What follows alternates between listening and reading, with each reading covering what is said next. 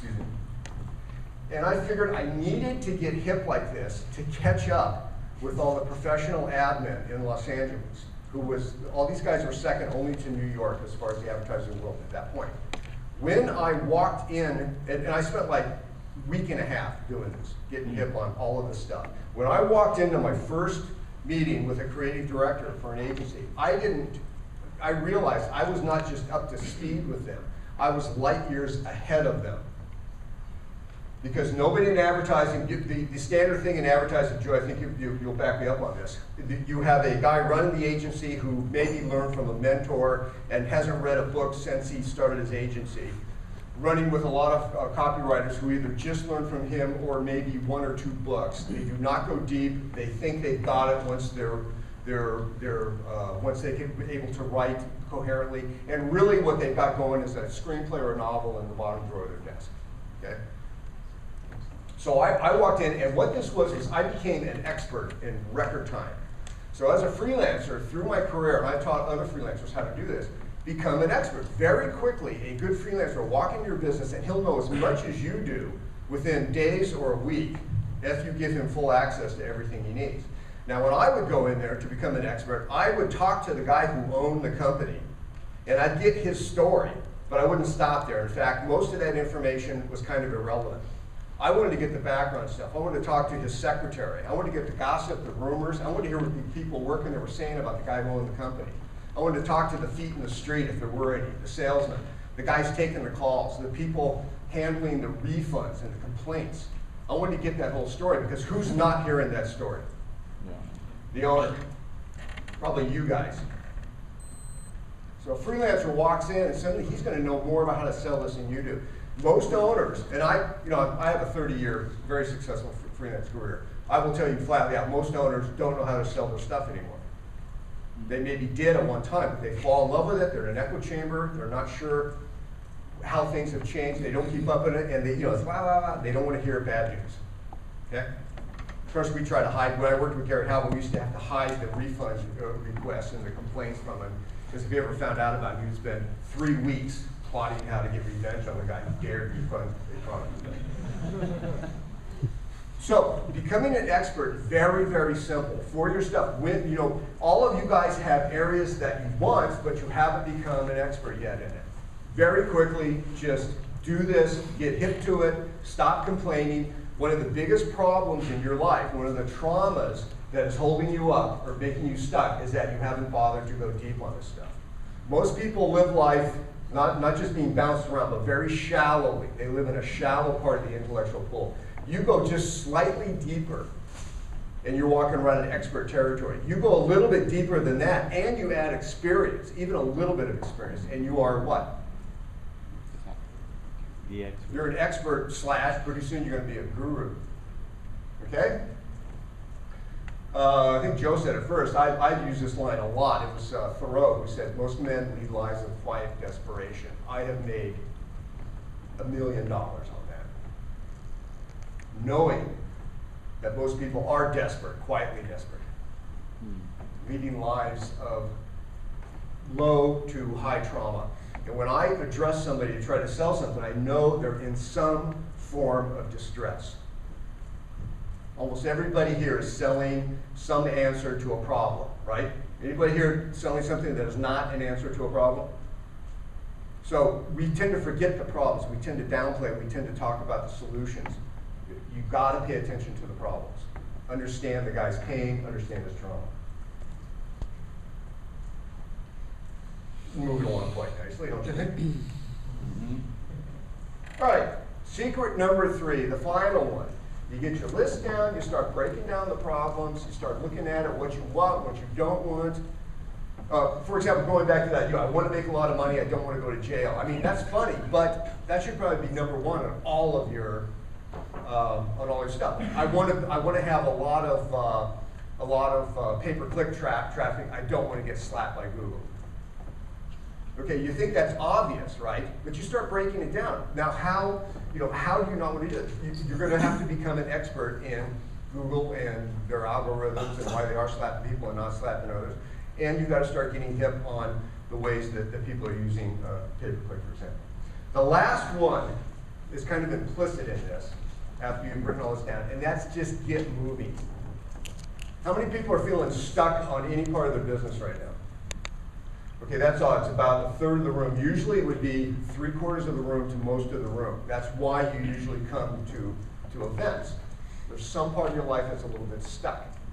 And a lot of it is getting moving. I will tell you that the majority of the population out there, and Michael, maybe you can back me up on this or tell me if I'm actually wrong. Most of the people will not try to figure something out once they hit a roadblock. If, let's say you have a problem with software, and you look and let's say you want to find a new place to handle your email. You've got Infusionsoft, you've got iContact, you've got all these. A lot of people will sit down and just start investigating this stuff. And they think they're moving forward when they move to the next one. They investigate the next one, and then the next one. They start learning this and talking. Pretty soon they're spending a month, 2 months looking into this. Hey, just pick one and get moving. Find out one that will be okay. And get moving on that. A lot of us who get a lot done in life know that most of success is about going down rabbit holes and dark alleys. Was that a yes or no? That was a yes. That's a thumbs up. And you're going to have to do it anyway, and there's no shortcut. So get moving. Get your ass in gear. And make those mistakes. It's the same with copy. There's a number of copywriters in here. Joe, tell me if I got this right.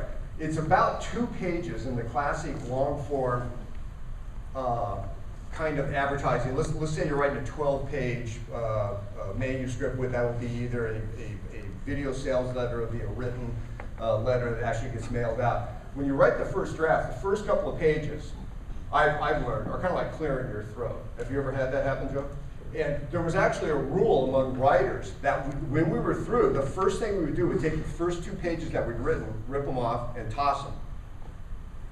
Now, unprofessional writers don't, or non-professional writers don't know that tactic. Writing is slamming it down and then rewriting, editing, getting in there and being able to what we call kill your babies. If you have stuff that you think, this is so cool, this is such a cool story, take a second and a third look at it because you may be going off on a tangent. If it pleases you too much, then you might be going down a rabbit hole with your advertising. Gary Halbert and I had a writer who shall remain nameless, who we used to pass ads in front of before we would run them. And this was back in the bad old days when it cost money to run an ad. You either bought a print ad in magazines or in newspapers, or you sent out direct mail, which was expensive. So we'd run our copy by this woman, and if she liked it, we knew it was going to be a bomb. If she didn't like it, we knew there was a pretty good chance that we were on the right track. When I write an ad for a client, and he's not nervous about running it, I know I've done something wrong. I want him shaking his boots and staying up at night, late, and calling me up. We can't do it, John. We can't run that headline. Because then I know I've done it right. Okay? Same with you guys. If you're running comfortable advertising that you're really happy with, you're probably making a huge blunder. Most people, when they read or watch video is even worse than reading. It's a passive state. This is advertising. It's not literature, folks. You want to wake him up. Your ad or your website or your email has to be the best thing that happened to him today. And that could be a shot of adrenaline, that could be just waking him up, that could just be a funny story, that could be something that he's looking forward to and he can't wait to get going. One of the best things, we were just talking about Joe Posh. You get an email from Joe Posh, it's like, what's that nutcase got to say today?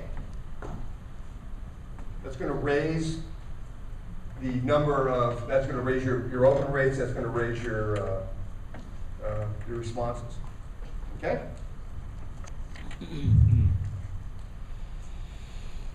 Okay, one last thing getting into here.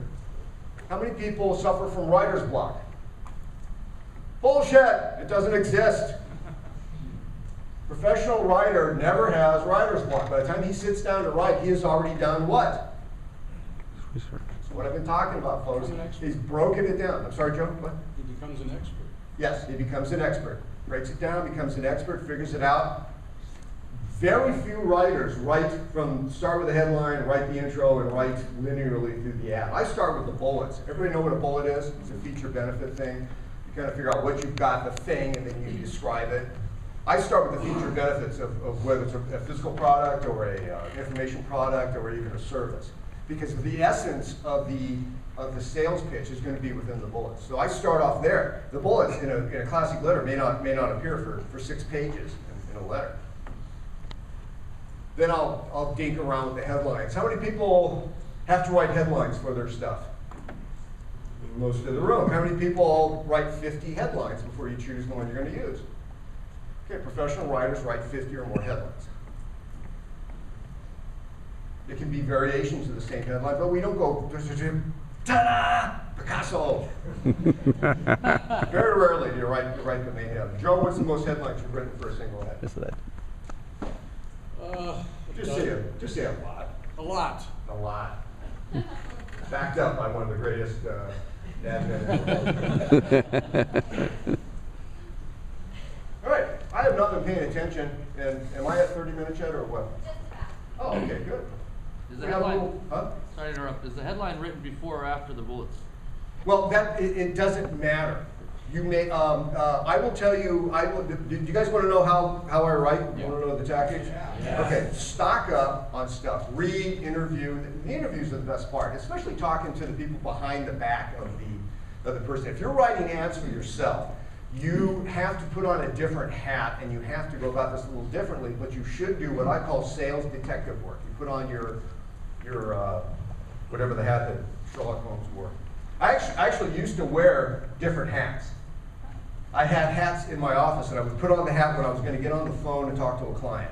And then I put on my writing hat, which was usually, my uniform is barefoot, sweats, and the t-shirt I slept in. And I'm writing because I can't go outside. You know, I can't let the neighbors see me, or they'll call the cops. They'll think somebody's prowling on my front porch. So, and I would put on a different hat. I don't do this anymore, but I used to, and it helped. It would get me in that mindset when I was going to call and interview people, or when I was going to call and try to dig for information. And when I'm talking to the secretary and stuff, I'm serious about getting the gossip and stuff. And if you guys can't do that yourselves, then you may want to hire another writer to come in and do that. And a good writer will figure all this stuff out. So by the time I sit down to write, I've got the official stack of stuff that the owner sent me, which is mostly bullshit, but I'll get a lot of the features and the benefits out of that. Then, hopefully, I've interviewed some of the guys who are the salesmen or the people that are actually dealing with the people who are buying and consuming this product or this service even, okay? And then I'm starting to break it down. And I start thinking about, in my simple writing course, we talk about the avatar, which is the person you're writing to. You want to write to one person, but obviously nobody has one person. There's different genders, so it's kind of a vague thing. But it's what I call I to thou writing, and I probably